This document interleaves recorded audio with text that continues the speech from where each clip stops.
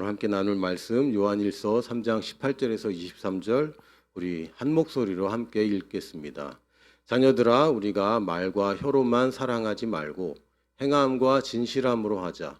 이로써 우리가 진리에 속한 줄을 알고 또 우리 마음을 주 앞에 굳세게 하리니, 이는 우리 마음이 혹 우리를 책망할 일이 있어도 하나님은 우리 마음보다 크시고 모든 것을 아시기 때문이라.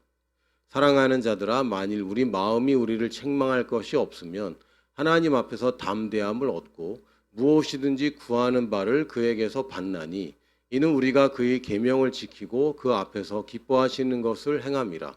그의 계명은 이것이니 곧 그 아들 예수 그리스도의 이름을 믿고 그가 우리에게 주신 계명대로 서로 사랑할 것이니라. 아멘.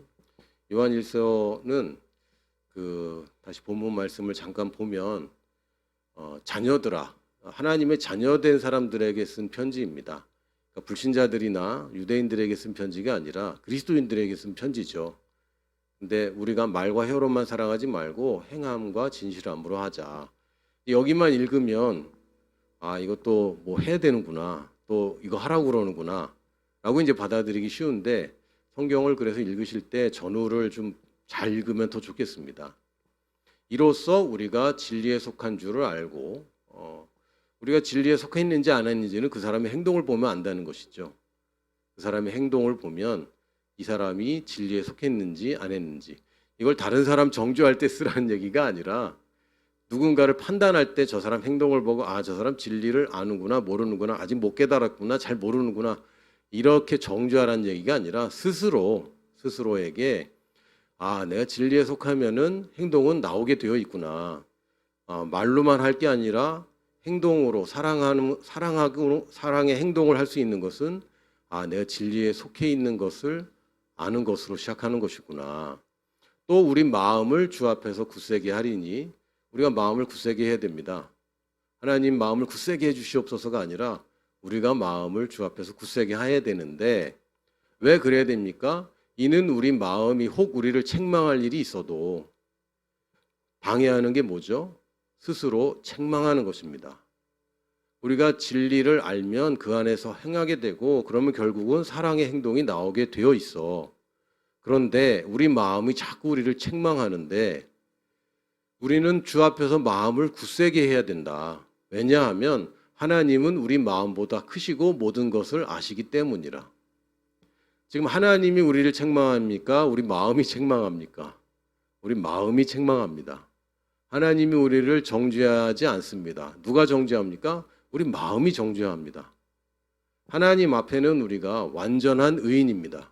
부분적인 의인은 없어요. 의인이면 의인이고, 부분적으로 의롭다는 얘기는, 죄가 하나라도 있다는 얘기는 죄인이란 얘기입니다. 하나님께서 우리에게 그리스도를 의로 주셨는데, 이 그리스도라는 의를 가진 자가 죄와 함께 있을 수 없습니다. 그래서 우리가 그 진리 안에 있으면 당연히 사랑을 행하게 되는 거야 라고 얘기해 주는 거예요. 우리가 착각할 필요가 없어. 우리가 말로만 사랑한다고 그러지 말고 행해야 되는데, 우리가 진리 안에 있음을 알면 우리는 행동하게 되어 있고, 마음이 우리를 책망할지라도 하나님은 우리 마음보다 더 크시지 않느냐, 하나님은 다 아신다 라고 얘기합니다. 그런데 21절에 보면, 사랑하는 자들아, 만일 우리 마음에 우리를 책망할 것이 없으면, 이게 하나님과 나 사이에 가로막는 일을 할 수가 있습니다. 마음이 스스로를 책망하면. 그러니까 지금 책망할 것이 없도록 행동을 온전하게 하라, 이 얘기가 아니라, 우리가 진리 안에 있으면 당연히 행동은 바뀌게 되어 있어. 그런데 마음이 자꾸 우리를 책망해. 하나님은 책망을 안 하시는데 마음이 자꾸 책망하는데, 이게 하나님 앞에 담대함을 자꾸 방해한다. 그래서 마음이 책망할 것이 없도록 해야 된다. 무엇이든지 그렇게 담대하면 22절에 무엇이든지 구하는 바를 그에게서 받나니. 왜요? 믿음은 오직 한 가지 믿음입니다. 하나님이 나의 죄를 씻었다는 믿음. 그게 뭡니까? 그리스도께서 나의 죄를 도말하셨다는 바로 그 믿음. 그리고 이 믿음이 바로 내가 기도하면 응답받는다는 바로 그 믿음입니다. 그러니까 이 앞부분이 희미해지면 예수 그리스도에 대한 믿음이 희미한데, 기도 응답받는 믿음이 강하다. 이거는 불가능한 얘기입니다. 오직 한 종류의 믿음만이 있을 뿐인데 사실은 우리 마음이 책망하는 것이 기도 응답을 가로막고 있는데 우리 마음에 책망할 것에서 자유해지면 우리가 하나님 앞에서 담대함을 얻고 그렇죠. 이제는 구하는 것에 우리가 믿음으로 구할 수 있게 됩니다. 제발 주시옵소서 또는 주시면 좋겠습니다. 이거 주셔야 되는데 이런 수준이 아니라 그렇지. 예수 그리스도에 대한 믿음으로 내가 의롭게 되었다. 내 마음에 이제 책망받을 게 없다. 책망받을 짓을 과거에 책망받던 그 짓을 내가 또 했을지 몰라도 하나님 앞에선 하나님은 나를 책망하고 있는 나의 양심보다 더 크신 분이다. 그 크신 분이 모든 것을 아시고 나를 책망하지 않으신다. 그럼 내가 하나님 앞에서 담대할 수 있구나. 이런 믿음 상태에서 구할 때에 믿음으로 구한 것이고 그러면 받는 것입니다. 이는 우리가 그의 계명을 지키고 그 앞에서 기뻐하시는 것을 행함이라. 뭐죠? 내 이웃을 내 몸처럼 사랑하는 것. 이것이 계명입니다. 왜요? 우리가 구원받고 용서받았다는 믿음을 통해서 그 진리 안에 있으면 다른 사람을 사랑할 수밖에 없게 됩니다. 아버지의 사랑을 받았다는 진리 안에 있으면 아버지를 사랑할 수밖에 없고 아버지를 사랑하게 되면 그가 말씀하신 계명을 지키도록 되어 있습니다. 이건 당연한 흐름입니다. 그래서 이 기도응답과 사랑하는 것, 기도응답과 용서하는 것, 기도응답과 죄를 고백하는 것, 이런 것들이 다 연결되는 것은 믿음이 오직 한 종류이기 때문입니다. 우리 체크할 수 있어요. 내가 기도응답을 못 받고 있는데 내가 그 타이밍의 문제일 수도 있습니다. 물론. 그런데 타이밍의 문제는 우리가 그거를 시간을 앞당기면 곤란하고 앞당겼으면 더 꼬이죠. 그거는 우리가 하나님께 내가 체크하고 이걸 바로잡을 그런 주제는 아니고 단지 내가 진리 안에 있는가? 뭘 보면 알죠? 내가 다른 사람을 대하는 태도를 보면 내가 진리 안에 있는지 없는지를 내가 판단할 수 있습니다. 또 내가 누군가를 용서하지 못하고 있다면 그것 또한 내가 진리 가운데서 벗어나 있는 것입니다. 진리는 뭐라고 합니까? 내가 너를 용서했으니 너도 용서해라. 내가 1만 달란트를 너에게 탕감하여 줬으니 너는 200데나리온 정도는 네가 용서해라. 이게 진리입니다. 하나님께로부터 받은 사랑이 크기 때문에 나는 이 사람을 사랑할 수 있는 사람입니다. 나는 본성이 의롭기 때문에 의로운 행동을 할 수 있는 사람입니다. 이게 진리입니다. 이 진리 안에 있으면 당연히 그의 계명을 지키게 되어 있고 그 앞에서 기뻐하시는 것을 행하게 되어 있습니다. 그의 계명이 뭡니까? 곧 그 아들 예수 그리스도의 이름을 믿고 이게 안 되면 아무것도 안 돼요. 예수님을 믿는 믿음으로 이 모든 것이 성취되는 것이고 단번에 한 번에 우리가 그것을 얻게 되는 겁니다. 그래서 그걸 믿으면 당연히 그가 우리에게 주신 계명대로 서로 사랑하게 되는 거야. 이게 우리가 행하는 바다라고 얘기합니다. 좀 복잡하긴 한데 이거를 율법적으로 보면 우리가 사랑해야 돼, 계명을 지켜야 돼, 그래야 하나님이 기뻐하고 그래야지 하나님이 뭘 주셔. 아니요, 지금 여기 그 기준은 뭐였습니까? 너희 마음이 책망할 것이 없으면 정죄라는 게 없을 때에 이게 제대로 돌아간다 이런 얘기입니다. 다시 얘기하면 우리가 거짓된 겸손으로 우리 스스로를 정죄하고 있을 때 다른 사람을 사랑하는 이 계명을 지킬 방법이 없습니다. 열심히 하고 종교적으로 하고 율법적으로 하지만 문제는 어디 있습니까? 나의 의의식에 있는 것입니다. 내가 의의식이 바로잡히지 않으면 다른 사람을 사랑하는데 벌써 나 스스로를 책망하고 있고 그런 믿음을 소멸하고 있고 근데 그 그리스도께서 받은 은혜에 대한 믿음이 없이 어떻게 다른 사람을 사랑합니까? 내 자신의 육신의 사랑으로 다른 사람을 아가페 사랑할 수 있습니까? 없습니다. 하나님이 주신 그 진리 안에 있을 때에 내가 올바른 가치관을 갖게 되고 올바른 의식을 갖게 되고 그 안에 있을 때에야 우리가 드디어 다른 사람을 사랑할 수도 있게 됩니다. 지금 그 얘기를 하고 있는데 이거 자꾸 율법적으로 종교적으로 봐서 사랑해야 돼. 사랑 안 하면 계명을 어기는 거고 그럼 하나님 기뻐하지 않고 기도응답 못 받아. 이렇게 책망할 것이 없도록 온전하게 행동해라. 아닙니다. 만약에 책망할 것이 없는 삶을 사는 것이 가능하다면 예수 그리스도는 헛되이 오셨고 헛되이 죽으셨고 헛되이 부활하셨습니다.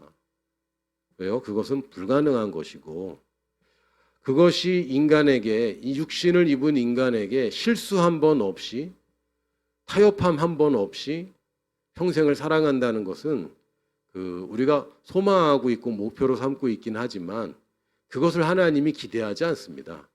우리 마음은 그걸 자꾸 쳐다봐요. 맞습니다. 그러나 그것으로 우리가 스스로를 책망하는 것을 그만둬야 됩니다. 사실상 하나님께서 우리에게 주신 의를 방해할 수 있는 것은 아무것도 없습니다. 왜? 하나님이 주신 것인데 하나님이 날 의롭다 하셨는데 그 의를 소멸하거나 그 의를 방해할 수는 없어요. 그런데 실제적으로 우리가 방해를 받을 수 있습니다. 의는 온전한 것이지만 희미한 의식이 우리로 하여금 의로운 삶을 사는 것을 방해합니다. 우리는 의인이고 의인으로서 의인답게 사는 것을 하나님께서 기대하시고 우리도 기대해야 마땅합니다. 그런데 의를 방해하는 것들이 있습니다. 넘겨주세요. 의인은 온전하지만 의의식이 희미하면 사탄이 그 틈을 노리게 되죠. 창세기에 이 아담과 하와를 유혹하는 이 장면을 보면 처음에 먹지 말라 한 그 계명에 대해서 이 계명을 믿는 하나님의 말씀을 부정하는 거죠. 그 모든 것을 먹지 말라고 그랬니? 이런 식으로 이제 틈을 타고 죽을까 하노라라는 이제 대답을 얻어내게 됩니다. 이 희미한 것이죠.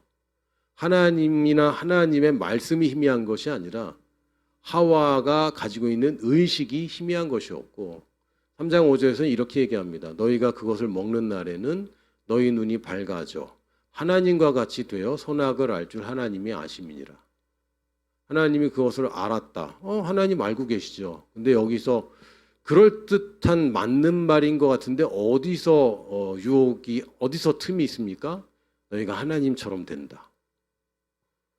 왜요? 성경에 따르면 하나님은 사람을 창조하실 때 하나님의 형상대로 창조하셨다고 분명히 성경에 나와 있습니다. 그러니까 이 사람들이 이것을 잘 모르기 때문에 타락하고 이것을 모르기 때문에 사탄이 틈을 타는데 원래 사람은 하나님처럼 만들었습니다. 하나님이 단지 흙으로 빚으시고 생명을 주신 동물처럼 그렇게 만드신 것이 아니라 하나님의 생기를 직접 불어넣어서 하나님의 형상대로 만들었다고 성경이 말하는 것처럼 하나님처럼 만들어서 하나님으로 만들었다는 얘기는 아니죠. 그러나 모든 피조물 중에 하나님 닮은 유일한 존재가 있습니다. 뭡니까? 인간입니다. 인간.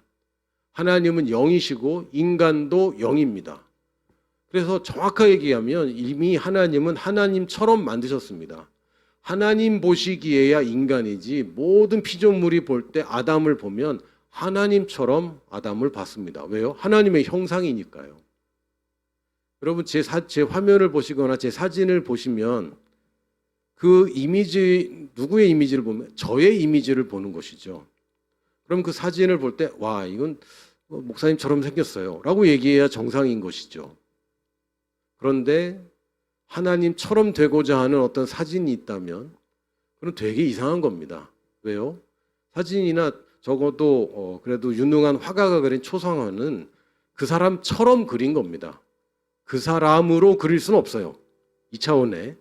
그러나 그 사람처럼 그린 것입니다. 아담과 하와는 하나님처럼 만들어졌는데 이 사탄이 그것이 희미한 하와에게 네가 하나님과 같이 된다라고 얘기했고 아담이 하나님과 같이 되려고 하나님과 같은 존재인데 그것을 망각한 채 하나님과 같이 되려고 애를 쓰면서 선악과를 먹게 됩니다. 지금도 마찬가지입니다. 의식이 희미할 때 사탄이 노립니다. 우리가 분명하게 알아야 됩니다. 우리의 의가 그리스도이시다. 이걸 분명하게 알지 못하면 사탄이 그 틈을 타요. 뭘로 탑니까? 정죄감으로 탑니다. 의식을 방해하는 것들 첫 번째 죄의식이죠. 의식의 반대말은 죄의식입니다. 로마서 8장 1절에서 2절에 보면 그러므로 이제 예전까지는 아니었습니다. 7장에는 뭐라 그러냐면 오호라 나는 공고한 자로다. 이 나는 원하지 않는 죄를 계속 짓고 있구나.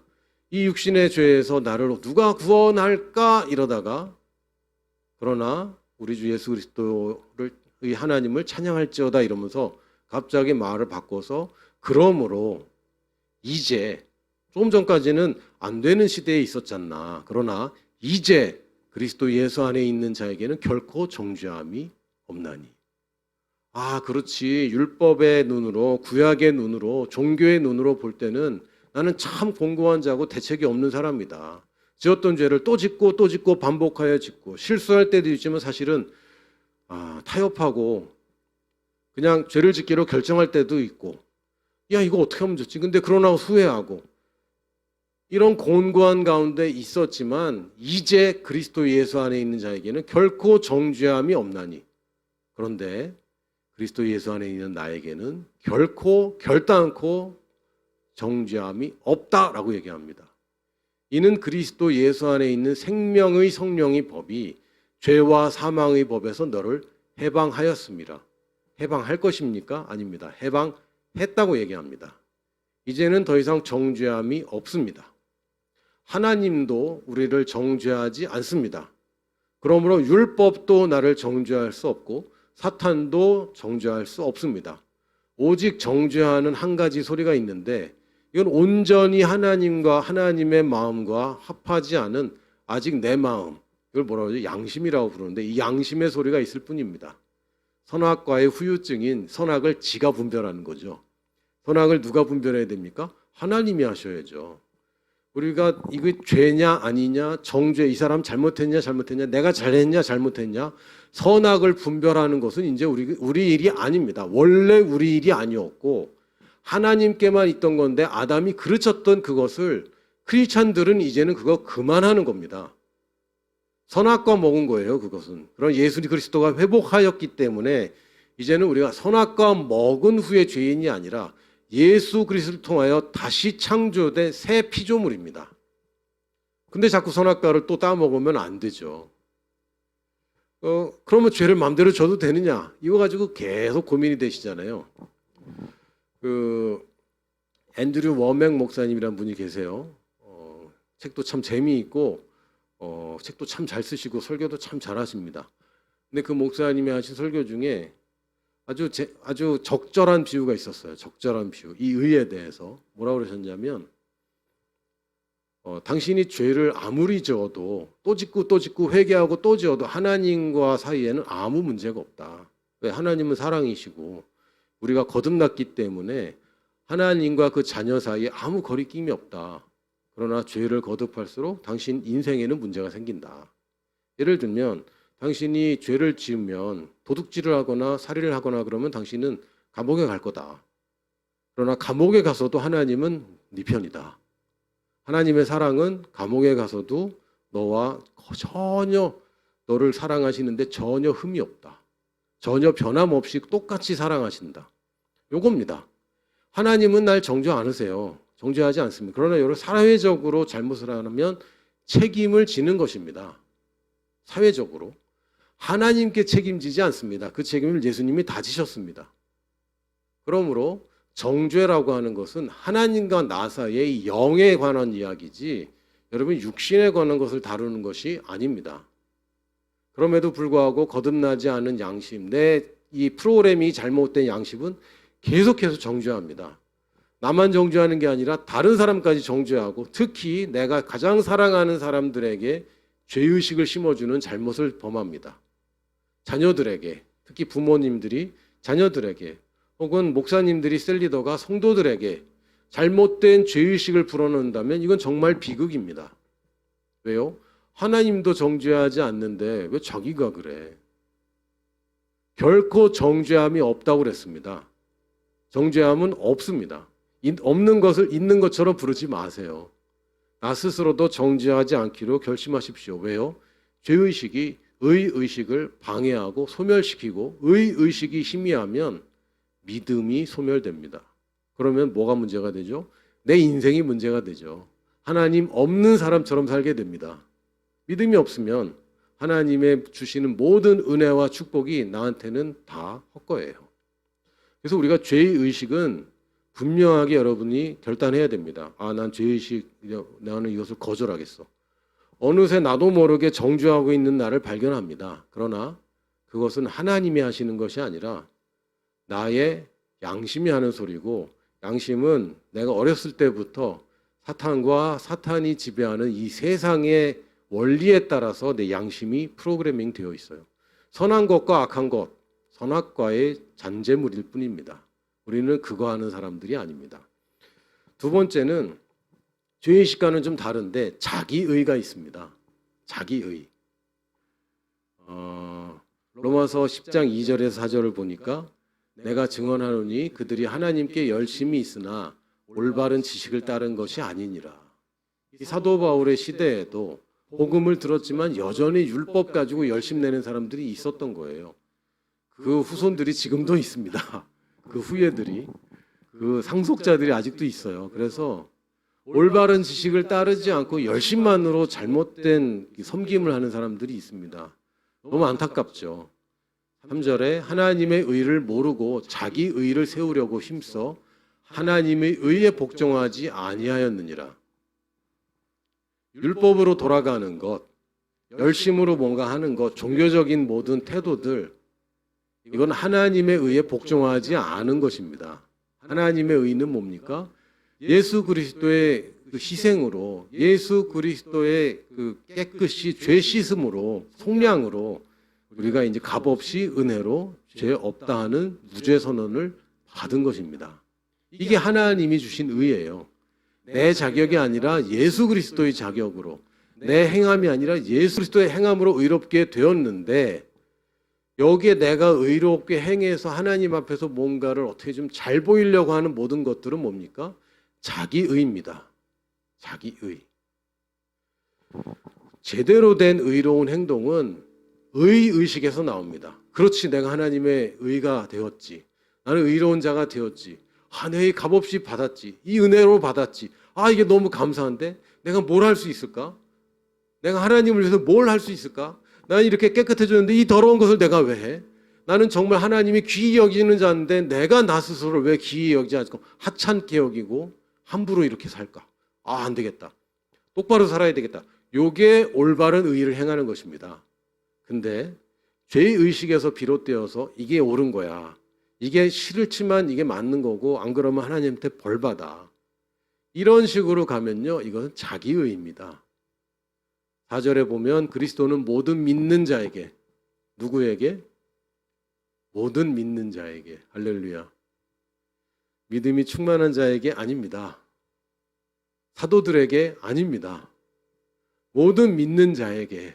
왜요? 믿음은 한 종류밖에 없어요. 믿기만 하면 됩니다. 모든 믿는 자에게 의를 이루기 위하여 예수님이 하신 게 뭐예요? 율법의 마침이 되시니라. 아멘. 예수님이 율법의 마침이 되셨습니다. 율법이 딱 끝나버렸어요. 이제는 우리가 율법 아래에 있는 자들이 아닙니다. 우리는 생명의 법 아래에 있고 성령의 법 아래에 있습니다. 아직도 율법 얘기하는데 아니요. 율법의 마침이라고 그러셨습니다. 우리가 율법에 대해서 공부하는 건 나쁜 거 아닙니다. 그러나 그 율법이 지금도 효력이 있다고 얘기하면 그것은 악한 것입니다. 왜요? 바리새인들이 그랬거든요. 그 율법학자들이 예수 그리스도를 죽였습니다. 다른 사람들이 아니라, 이방인들이 아니라 율법을 그렇게 연구하던 사람들이, 율법을 그렇게 중요하다고 여기던 사람들이 예수 그리스도를 죽음으로 몰아버렸습니다. 율법이 악한 것이냐? 그렇지 않아요. 율법이 없으면 죄를 깨닫지도 못하는데, 율법은 거듭나지 않은 자들을 위해서 존재합니다. 왜요? 그래야 죄를 깨닫죠. 그러나 우리에게는, 모든 믿는 자에게는 율법의 마침이, 누가? 예수 그리스도가 율법의 마침이 되셨습니다. 율법은 마쳤습니다. 끝났습니다. 누구에게? 모든 믿는 자에게. 이 올바른 지식, 이걸 진리라고 그러죠. 진리가 없으면, 진리가 부족하면, 진리가 희미하면 자유함을 누리지 못하고 여전히 율법에서 벗어났는데 율법 아래에 있는 자처럼 사는 것입니다. 모든 것이 지불하였지만 지불되지 않은 자처럼 살아야 되고 하나님의 모든 은혜를 받은 상속자이지만 고아처럼 살게 됩니다. 왜요? 뭐가 없으면 올바른 지식이 없으면 하나님께 열심을 내어도 그것이 올바른 지식을 따르는 것이 아니라고 그랬고요. 말씀에 굴복하지 않는 것, 자기 의를 내세우는 것, 이게 교만입니다. 절대로 여러분 스스로 내가 의로워지기 위해 하는 행동 모든 것들이 올바른 지식에서 나온 것이 아니고 말씀에 예수 그리스도로 말미암아 내가 너를 의로 삼았다라고 얘기한다면 아, 내가 의인이구나. 여기서부터 시작해야 돼요. 그런데 저는 아직도 죄인입니다라고 얘기하는 건 사실은 겸손이 아니라 교만이고 무지함입니다. 세 번째는요, 의를 방해하는 것들. 세 번째는 행하지 않는 것입니다. 알긴 아는데 행하지 않으면 이 의식 자체를 자꾸 방해하고 내 마음은 내 의식과 상관없이 자꾸 정죄할 수도 있습니다. 이 마음까지 내가 완벽하게 의식이 변화가 일어나기 전까지는 아, 내가 의인이라고 배웠어. 근데 이게 언제 정말 내 의의식으로 굳어집니까? 행할 때. 아까는 율법을 맞췄다 그랬는데 야고보는 또 이 율법을 또 다른 식으로 얘기를 했습니다. 왜냐하면 이 율법이라고 번역된 law, 이 법이라고 있는 것을 율법이라고 그냥 번역했을 뿐인데 이 옛날 법, 옛 율법 이것을 맞췄다는 얘기고요. 새 법이 있습니다. 죄와 사망의 법은 맞췄고 생명과 성령의 법이 이제 우리에게 있는데 자유롭게 하는 온전한 율법. 예전은 뭡니까? 자유롭게 하는 율법이 아니죠. 너는 잘못돼서 정죄하는 율법이고 나를 묶는 율법이었습니다. 그것은 마쳤습니다. 이제는 자유롭게 하는 온전한 진리를 들여다보고 있는 자는 진짜 이것을 알게 되면 듣고 잊어버리는 자가 아니야. 실천하는 자야. 아, 내가 진리를 분명하게 들여다보면 실천하게 되는구나. 이렇게 여겨야 되는데 나는 실천해야지 되는구나. 여기부터 시작하면 안 됩니다. 온전한 율법을 들여다 보고 있는 자는 어떻게 하면 된다고요? 그 온전케 하는 이 법칙을 들여다보고 있으면 실천하는 자가 되는 거야. 내가 진리를 계속 보고 있으면 실천하게 되어 있어. 근데 그것을 행하지 않으면 그것을 자꾸 희미하게 만들고 소멸하는 것입니다.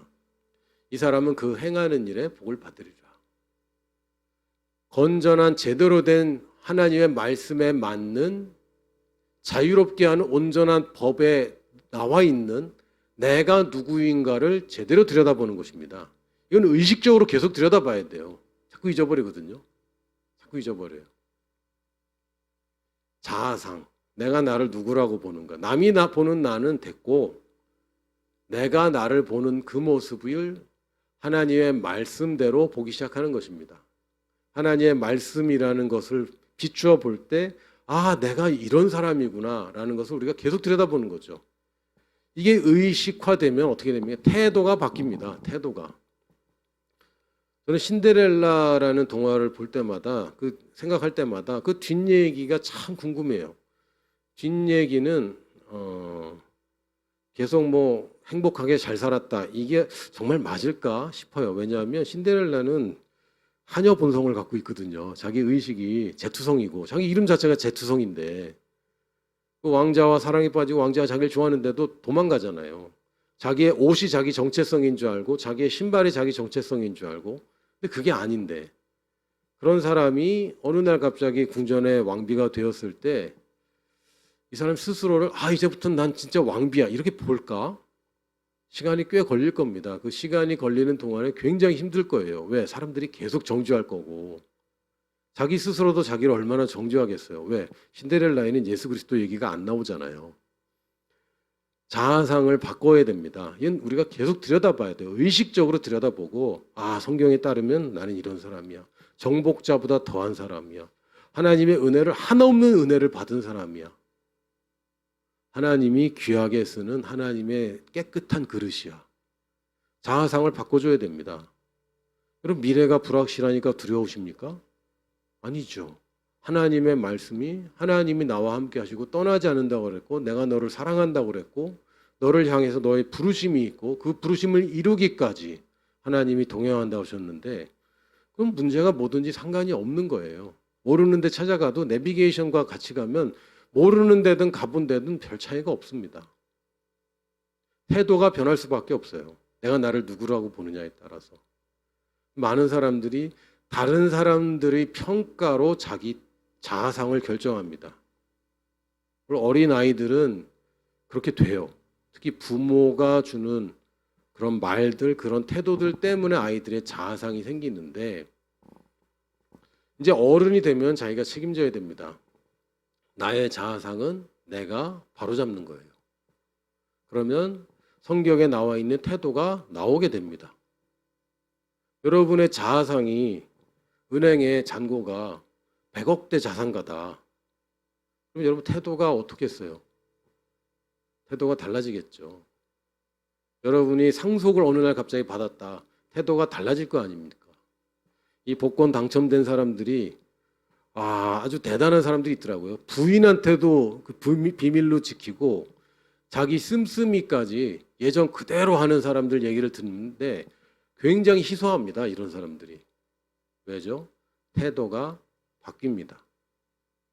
자기의 자산 가치를 제대로 알게 됐을 때 자기가 받은 선물이 거대하면 태도가 바뀝니다. 부자처럼 살기 시작해요. 근데 문제는 이 복권은 한 번 주고 다시는 안 주잖아요. 끊임없이 나오는 게 아니기 때문에 탕진하면 끝나는 것이죠. 하나님의 유산은 유업은 끊이지 않습니다. 그러니까 내가 누구인지를 제대로 알면 나의 태도가 바뀌는 거고요. 태도가 바뀌면 선택이 바뀝니다. 예전에는 나는 이걸 할 수밖에 없어 이런 사람이었는데 내가 이걸 왜 하지 이제? 나는 이제 가난한 자가 아닌데 나는 하나님의 아주 촉망받는 하나님의 아들인데 하나님의 대사인데 이걸 내가 할 수 없지. 선택이 바뀌게 되고요. 여러분이 선택을 뭘 하느냐에 따라서 행동이 따라오고 이것이 반복되면 습관이 되는 거고 이게 바로 그 사람입니다. 삶이 뭡니까? 여러분 습관입니다. 여러분의 의지와 습관이 결합하면 그 사람의 삶입니다. 근데 어디서부터 시작해야 되냐면 내가 누군가 여기서부터 시작해야 됩니다. 그래서 행동으로 넘어서면 이제는 나의 삶이 변하는 거예요. 근데 행동까지 넘어서지 않으면 말로는 태도를 바꿨다라고 선택했다고 하지만 행동을 바꾸지 않으면 여전히 의식을 소멸하고 믿음 없는 하나님 없는 사람처럼 살게 되어 있습니다. 이 세 가지 정죄하는 죄의식 그리고 교만한 자기의 그리고 행동까지 하지 않는 그 이유가 뭐가 되든 게으름일 수도 있고요. 또는 그냥 관성입니다. 지금까지 하지 않던 일들은 안 하게 돼요. 하던 것은 계속하게 되고 이 관성이 우리를 의인답게 살지 못하게 하는 세 가지 방해 요소들입니다. 그럼 우리가 해야 되는 것은 뭡니까? 말씀 안에 거하는 겁니다. 다른 게 아니라 행동을 교정하려고 들어가는 게 아니고요. 말씀 안에 거하는 것입니다. 이거를 빨리 빼버리려고 하는 게 아니라 말씀을 채우는 것입니다. 여러분 유리잔이 있을 때 유리잔에 공기가 있잖아요. 이 공기를 빼내는 방법 어떻게 하면 공기를 빼낼까요?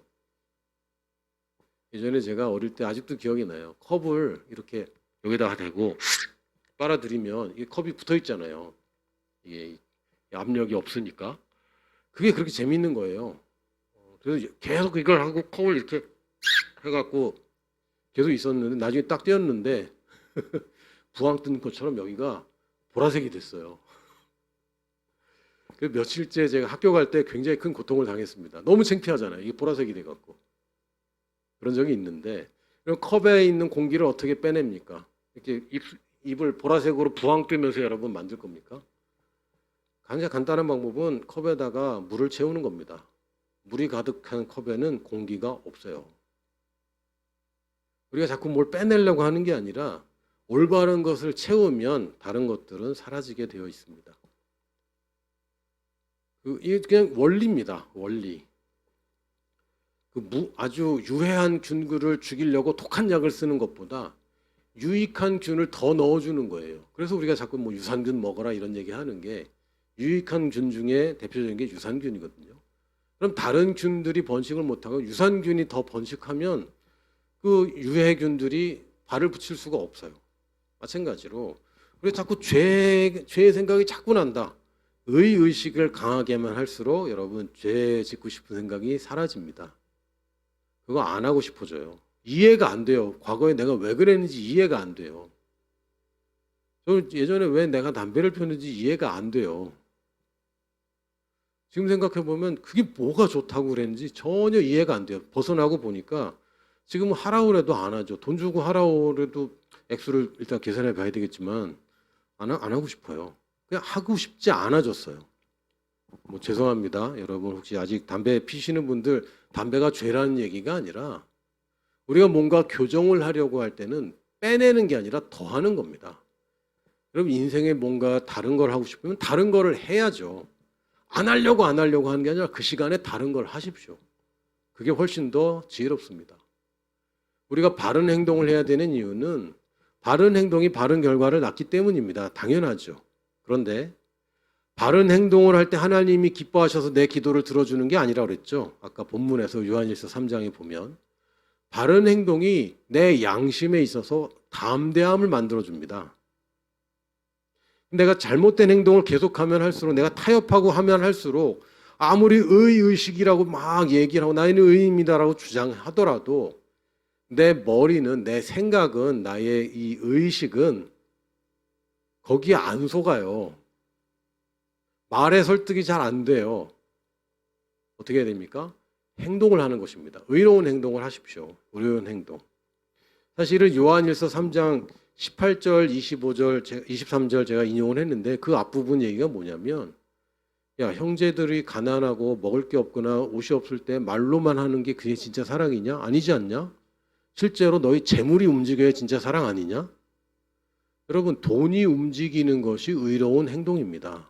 여러분의 재물이 뭐예요? 여러분이 세상에서 가장 가치 있다고 하고 그 가치를 환산해서 숫자화한 게 돈 아닙니까? 세상에 가치 있는 것들을 나를 위해서 쓰는 것이 아니라 누군가 약한 사람들, 필요한 사람들을 위해서 쓰는 것, 이게 의입니다. ጼ데크, 구약에서의 ጼ데크가 윤리적인 의로움, 또한 과부와 고아와 나그네를 돌보는, 약자를 돌보는 의로움, 그리고 부유함, 요게 합쳐져야 온전한 유대인들이 생각하는 의입니다. 바른 행동을 하게 되면 하나님이 거기에 반응하는 것이 아니라 내가 담대함을 얻게 됩니다. 말로는 나는 의인입니다 하지만 뒤에서는 죄를 짓고 있다면 내가 짓고 있고 내가 알고 있잖아요. 다른 사람 아무도 몰라도 하나님과 나는 알고 있는데 하나님께 문제가 있는 게 아니라 내 의식에 균열이 생기고 이 틈을 마귀가 틈타게 되죠. 바른 선택이 바른 결과를 가져오기 때문에 우리는 의로운 행동을 하려고 하는 것입니다. 희생하고 양보하고 손해보라는 얘기가 아니라 바른 선택이 바른 결과를 가져옵니다. 바른 행동이 나에게 담대함을 줘서 하나님께 더 기도 응답을 잘 받도록 도와줍니다. 믿음을 소멸시키는 게 아니라 믿음을 더 강화시켜 주죠. 그리고 따라해 볼까요? 의로운 삶이 성공이다. 우리 성공 기준이 다릅니다. 여러분 의롭다고 하면 자꾸 가난해지고 뭐 되게 좀 비참하게 살고 이런 거 아닙니다. 그런 거 아니라고요. 우리가 생각하는 성공은 더 의로운 삶을 살수록 성공입니다. 더 의로운 삶이 더 성공입니다. 내가 지금보다 더 의로운 삶을 사는 것이 내가 하나님 앞에서 그리고 사람들 앞에서도 인정받는 더 성공입니다. 단지 그냥 빨리 40대에 재정적으로 독립을 자유함을 얻어서 직장 안 다니게 되는 것, 이게 성공이 아닙니다. 집과 차와 결혼과 뭐 이런 것들을 얻어야 성공이 아니라 의로운 삶을 살면 그게 성공이고 성공에 따르는 결과들을 바른 결과들을 누리게 되는 것입니다. 우리가 성공하려고 하는 것은 의로운 삶을 살려고 하는 것입니다. 이게 크리스천들의 성공입니다. 그것의 가장 대표적인 그 초점은 뭡니까? 서로 사랑하라는 계명을 이루는 것입니다. 이게 의예요. 의가 무엇입니까? 서로 사랑하는 계명을 이루는 것입니다. 오늘 요한일서 3장 18절에서 23절 말씀을 다시 한번 읽으면 좋겠습니다. 같이 읽어보겠습니다. 자녀들아 우리가 말과 혀로만 사랑하지 말고 행함과 진실함으로 하자. 이로써 우리가 진리에 속한 줄을 알고 또 우리 마음을 주 앞에서 굳세게 하리니 이는 우리 마음이 혹 우리를 책망할 일이 있어도 하나님은 우리 마음보다 크시고 모든 것을 아시기 때문이라. 사랑하는 자들아, 만일 우리 마음이 우리를 책망할 것이 없으면 하나님 앞에서 담대함을 얻고 무엇이든지 구하는 바를 그에게서 받나니 이는 우리가 그의 계명을 지키고 그 앞에서 기뻐하시는 것을 행함이라. 그의 계명은 이것이니 곧 그 아들 예수 그리스도의 이름을 믿고 그가 우리에게 주신 계명대로 서로 사랑할 것이니라. 아멘. 우리의 의식이 우리의 믿음을 강화시키고 이 믿음으로 구한 것을 받게 해주고, 근데 이 받는 것이 뭐라고요? 하나님의 계명을 지키기 위해서 쓰이는 것입니다. 그 계명이 뭡니까? 서로 사랑하는 것이죠. 이것이 하나의 믿음이고 하나의 흐름이고 다 연결되어 있는 수도 대관과 같습니다. 오늘 우리가 의인답게 살자라는 제가 제목으로 말씀을 나눴는데, 종교적으로 율법적으로 의로운 삶을 살자 이 얘기하는 거 아닙니다. 의인으로 사는 것입니다. 내가 누구인지 분명히 아시고 진리 가운데 내가 자유롭게 된 것을 분명히 알면 알수록 우리는 자유함 가운데 서로 사랑하는 계명을 우리가 지키면서 살 수 있게 되고, 그것이 바로 우리의 성공입니다. 아멘.